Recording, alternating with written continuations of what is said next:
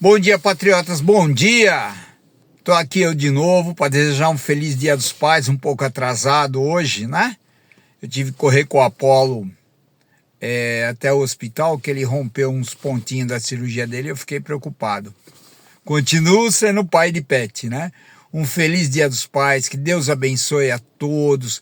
E quem tem seu pai perto, dê um abraço e um beijo muito forte em meu nome nele.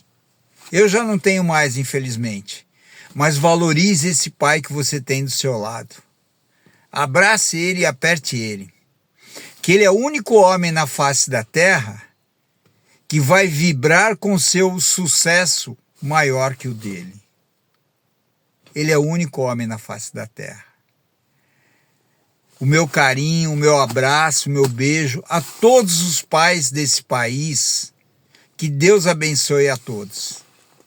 Bom dia, patriotas!